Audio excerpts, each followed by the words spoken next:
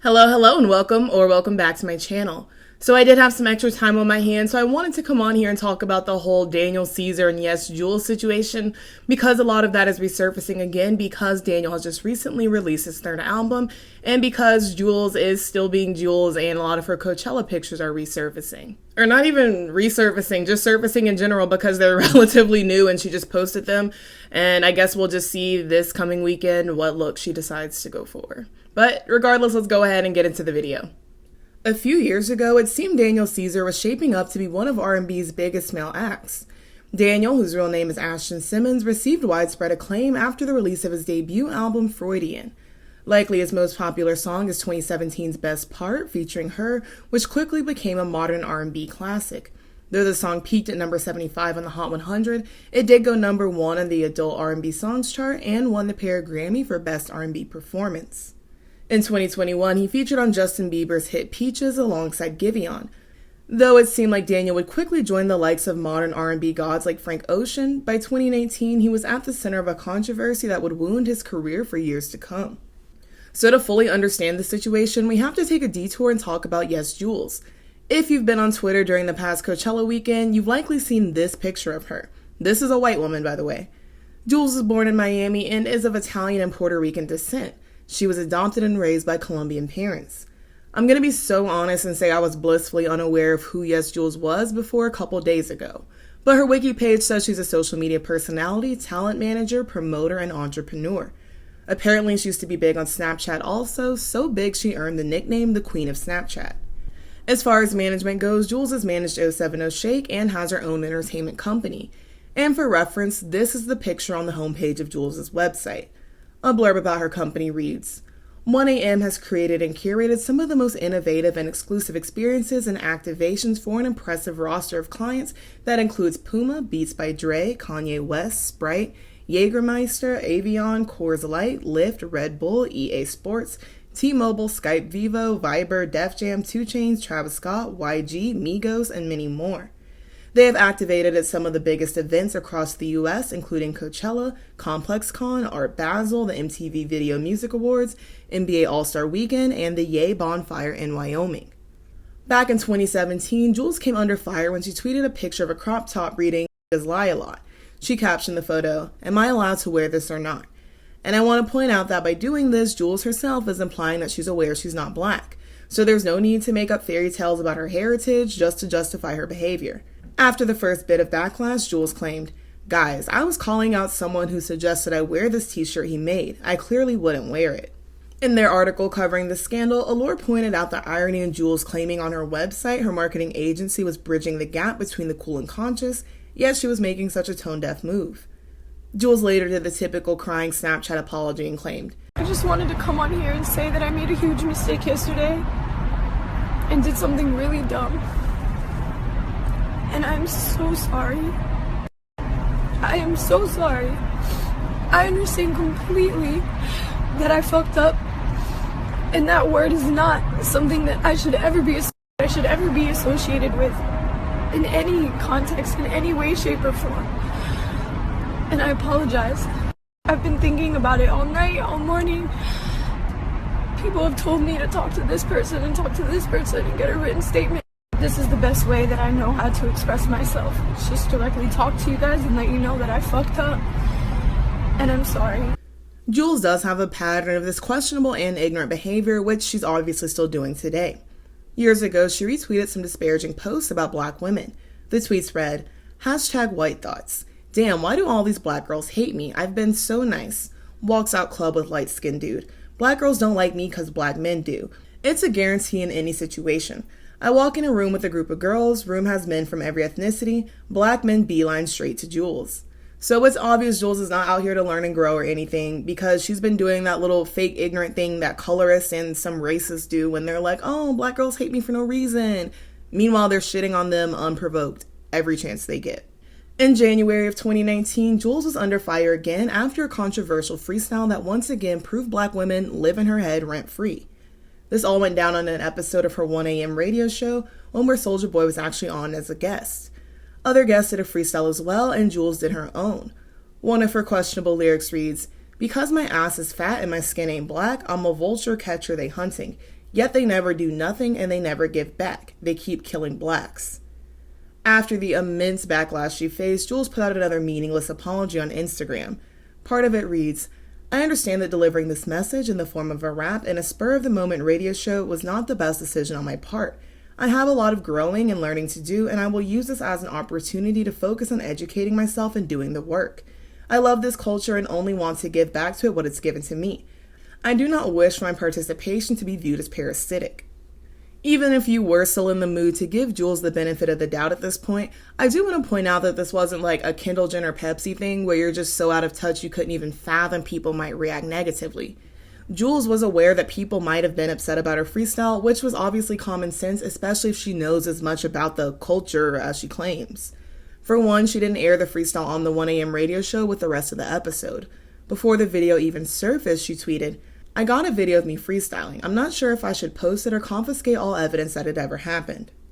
Aside from people on social media in general, YesJulz was called out by Scottie Beam, who implied it was on site, as well as Joe Budden. Joe tweeted, "Whack Julz dissing blacks while being surrounded by blacks but can't seem to make a coin without. Man, everyone have a good Saturday." At the time, Joe and Scottie co-hosted on his Revolt TV show, State of the Culture.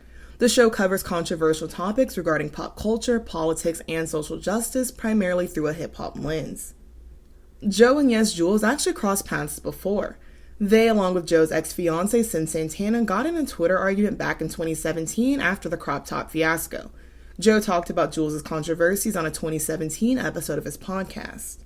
However, back in 2015, he actually had Julz on a guest of a different podcast of his called I'll Name This Podcast Later. So, of course, people pointed out the hypocrisy in Joe now wanting to criticize Julz when he was sharing his platform with her years ago. They also questioned how genuine his outrage was and whether he was just doing it now that it had become better for business to be more socially conscious. In March of 2019, Julz was invited on the Easily Offended podcast to explain herself, which seemed to only make things worse. She claimed Joe Budden had tried to be friends with her years prior and had even tried to date her. She also told a story about him having a meltdown while trying to return some sweatpants and calling her for help. This was actually brought up in the Twitter spat with Joe and Sin. Julz also called out Scottie for her tweet, which she found threatening. Scottie responded, "I have to keep this simple because I have work to do. Everyone knows you slept your way into this industry. Secondly, at YesJulz, where are you? I'm in Newark. I'm also in Jersey City on Fridays. I'm in the city all the time. Send me your pin now, you and your black friends." In the Easily Offended podcast, Julz also mentioned Karen Civil, who she accused of being upset that she got to host Miami Rolling Loud. Karen responded, "I'm not sure if you bumped your head before your interview, but I never spoke on you doing Rolling Loud. I could care less what opportunities are given to you because your blessings are not my blessings. I've been nothing but cordial to you." The Easily Offended hosts were criticized for giving Julz a platform to talk negatively about black women, especially since their reasons for being upset at Julz were valid. And in Karen's case, it seems like Julz brought her up entirely unprovoked. Several tweets also pointed out that Julz only got away with this behavior because several black men enabled it. Just days after all of this discourse, Daniel defended Julz in an Instagram Live. In response to all the hate comments about her, he stated, "Why are we being so mean to Julz? Why are we being so mean to white people right now? That's a serious question. Why is it that we're allowed to be disrespectful and rude to everybody else, and when anybody returns any type of energy to us, that's not equality? I don't want to be treated like I can't take a joke. I just went through the fucking Chappelle shit, and I had to, like, in the moment, acknowledge that I was being fucking sensitive. White people I see what you're saying. White people have been mean to us in the past. I have what are you gonna do about that? Tell me what you're gonna do about that. There's no answer other than gaining understanding and keeping it moving. That's some biblical shit. Yo, bridging the gap, man. You have to bridge the gap.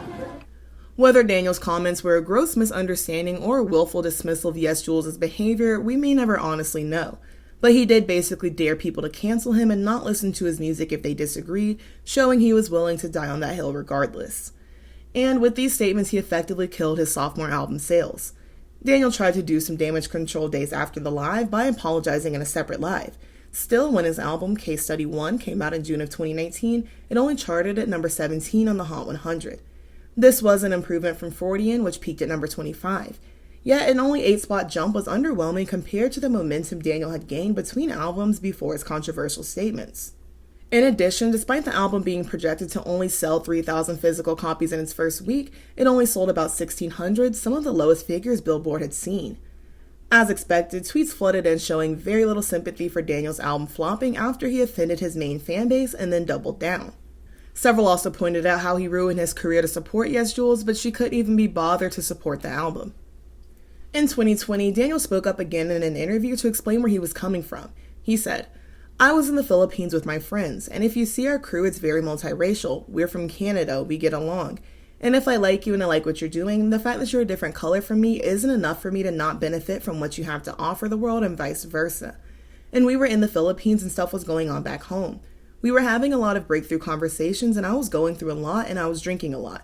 And I just saw someone being beat up on and it was personal to me. In retrospect, maybe that wasn't the hill to die on." Daniel's cancellation was one of the relative few that actually stuck. A 2021 article recounting the situation acknowledged Twitter wouldn't let Daniel's actions be forgotten, to the point where some of his remaining fans admitted to listening to him in secret. In February, Daniel announced his third album, Never Enough. Just a couple weeks ago, in an Apple Music interview meant to promote Never Enough, Daniel finally apologized to the Black community for his statements.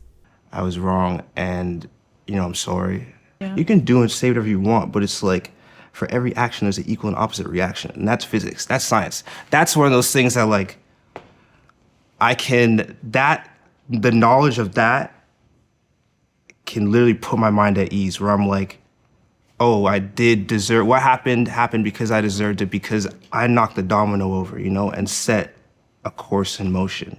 At first, Daniel didn't take accountability for his statements. His apology seemed perfunctory, and he chalked most of the backlash up to the internet's eagerness to take people's statements in bad faith. But once Daniel accepted his statements really did hurt people, including people he knew personally, he decided that he needed to take real accountability. Of course, the apology became a hot topic on social media, but some surprised Daniel even apologized at all. A lot of people were willing to forgive him, with some even admitting they didn't have as much of an issue with him to begin with. Then, of course, you had others claiming Daniel realized he needed to win Black fans over again to save his new album from flopping. Regardless of Daniel's intentions for his apology, Never Enough is currently the highest charting album of his career. The album debuted at number 14 on the Hot 200, and since it was just released on April 7th, it does still have potential to climb. Daniel recorded the album by himself after quarantine, and since this time he had new influences and a new style of R&B. Reviews of the album and its singles have been positive. So, of course, like I said, with the release of Never Enough and with YesJulz seemingly having not learned one bit, a lot of publications and creators such as myself have seen it fit to kind of sort of retrace or, go back over and revisit this whole debacle. I mean, personally, I have no dog in this fight, and the way I see it, if you go out of your way to defend stupid shit, then you get what you get. And I'm not saying this is the only reason that Daniel should care, but he was even sillier for this considering the majority of his fan base was Black. And I mean, I think at the end of the day, it is worth it and important to acknowledge that he has apologized and the apology does seem genuine and that he's taking accountability for his actions. And what's done is done. So I guess at this point, all we can do is take the apology however we want to take it and move on, whether that's accepting the apology and listening to his music, or you acknowledge the apology and you're still not a fan anymore. Either way, it is what it is. But of course, if you have any thoughts regarding this situation or even Daniel's new album, definitely leave them down in the comments down below. And of course, I will definitely see you guys on Saturday. As always, thank you all so very much for watching. Be sure to like, comment, and subscribe so that you can stick around for more.